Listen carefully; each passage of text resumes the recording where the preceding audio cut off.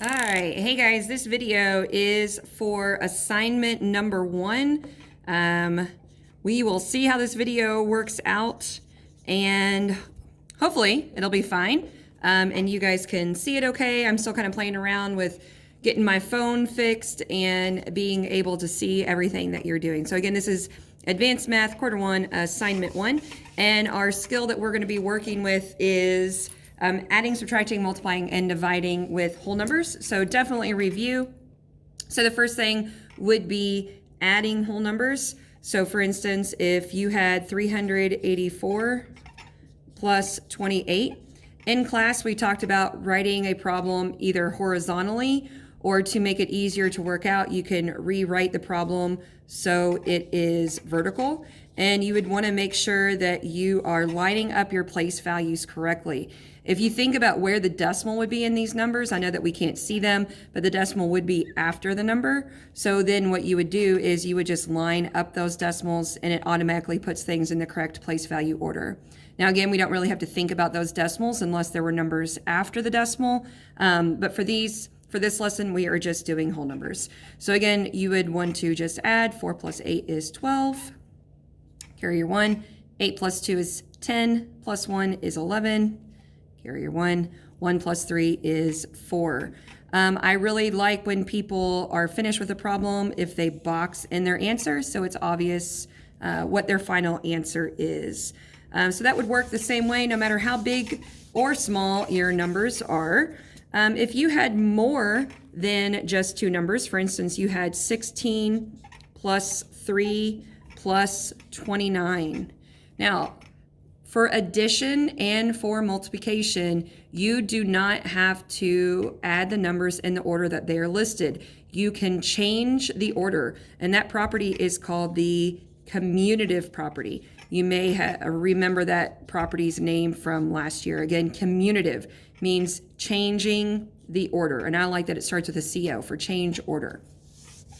So again, if it's helpful for you to change the order of the problem, you can. This one, I'm not really sure if it would help you or not. I'm just going to leave it as is and do 16 times 3 is 19, and then 19 plus 29. Now, I know a lot of you are really good with math, but don't get too speedy in your process and just try to do all of it mentally. I would probably rewrite this one vertically so that I can be more confident in my answer. 9 plus 9 is 18. Carry my 1. 2 plus 1 is 3. Plus 1 is 4. So there is my final answer. And again, I could have done 3 plus 29 and got 32, and then do 16 plus 32. That would have been another option for me. I could have done 16 plus 29 and then add 3 to get my answer. So however you choose. For subtraction, when you are subtracting, you can obviously not change the order when you are subtracting, okay? And these are all whole numbers, so we're not gonna have any negative answers. That means it's always gonna be the bigger number minus the smaller number. So 8 minus 2 is 6. This is where some people get caught up because they forget how to borrow. So since we can't do 0 minus 6, we're gonna borrow 1 from this 5. So that 5 is going to become a 4. This 0 is going to become a 10. 10 minus 6 is 4.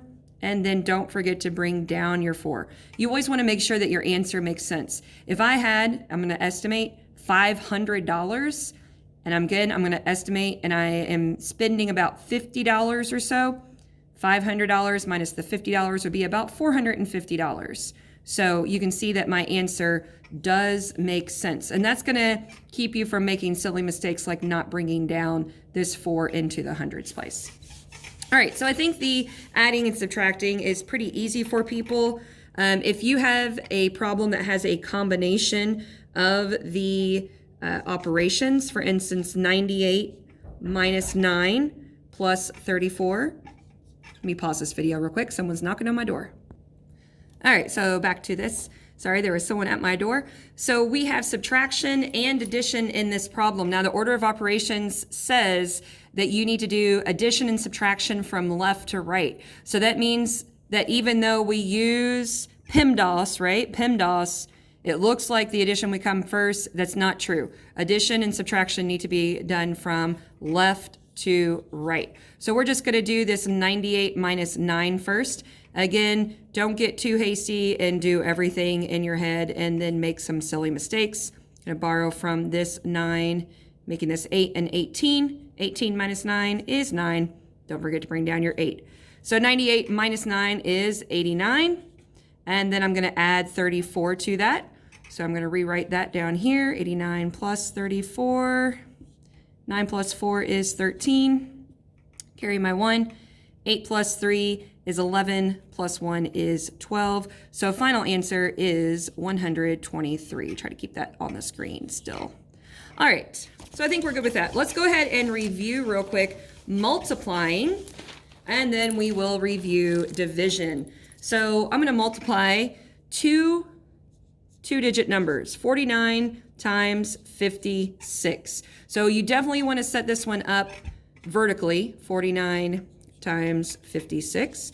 And as a reminder, you are going to first do 49 times 6, and then you're going to do 49 times this 5. And this 5 is really a 50, so we'll get into that in a second. So 6 times 9 is 54. We're going to carry our 5. And 6 times 4 is 24, plus the 5 is 29. Now, if it's helpful for you, and depending on what your handwriting looks like, you may or may not want to either erase this 5 or kind of mark it out so that you don't get confused on this next part we do. So now I'm getting ready to do the 49 times this 5. So I'm kind of finished with this 6 completely. Again, we need to remember that this 5 stands for a 50. So you probably have had teachers tell you that you should use a placeholder right here. But sometimes they don't tell you why you should use the placeholder. So the reason you're using a placeholder is because this 5 is a 50, okay? So now we don't even need to worry about the 5 being a 50 anymore because we have that 0. So 5 times 9 is 45. Carry my 4. 5 times 4 is 20, plus 4 is 24. Be very careful that you have everything lined up down here. Again, if your handwriting is not that great, sometimes people mess up when they're just trying to add up their numbers. So we have 4, 14, that's 6 plus 1 is 7, and a 2. Now, let's talk about these numbers that have 4 digits. It is fine to not use a comma when you have a number that only has 4 digits. However, you can write this with a comma as well, 2,744. And when you submit your answers on the Google form, I do accept it either way, either with a comma or without a comma, okay? Let's do one more that has, actually, no, I'm not gonna do any that has 3 digits. We're good, I think. All right, let's move on to the last part, which is long division. Now, for those of you that like math, you probably like long division. I know that I like long division. So let's do 2,082 divided by 3. Typically, it's the bigger number divided by the smaller number. Remember that the number that's listed first, it doesn't necessarily have to be the bigger number. The number that's listed first is the number that goes inside of the division box. And the number that is listed second is the number that goes outside of the division box, okay? So now we're going to ask ourselves, how many times will 3 go into 2? Well, it doesn't. So I'm going to move on to how many times will 3 go into 20? 3 goes into 20 6 times. Notice where I am putting the 6. I'm putting the 6 above the 0 because it's going into the 20. 6 times 3 is 18. When I subtract, I get 2. Now, one way that you can always check yourself as you're doing long division, when you subtract, you should always get a number that is smaller than the number out here. So 2 is smaller than 3, so I know I am good to continue. Next thing I'm going to do is I'm going to bring down this 8. And I need to think to myself, here we go. How many times will 3 go into 28? Well, it'll go 9 times. 9 times 3 is 27. Subtract and get 1. Again, when I subtract, I have a number that's smaller than the 3, so I'm good. And I'm going to bring down my last digit, my 2. 3 goes into 12 4 times. And when I subtract, I get nothing. So I don't have any remainders. I don't have to worry about how I'm going to write this. My final answer is just 694. Okay. Now, if you have a bigger number on the outside, for instance, let's do 4,550 divided by 14. I don't think there are any of us that have the multiplication facts for 14 memorized. So that means we're just going to have to use some estimating, and we might have to do some work out to the side, okay, to figure these out. So first I'm going to think about how many times 14 will go into 45. Now, 14 times 2 is 28. So I'm going to see, would 14 times 3 be too much? So I'm going to do this over here real quick. 14 times 3, let's see, that's 12, 3, hey, 42, so I'm good. So 14 is going to go into 45 3 times, which again is 42. When I subtract, I get 3. Bring down my 5. Well, it can't go in there 3 times. I know that 14 times 2 is 28, so that'll work. 2 times 14 is 28.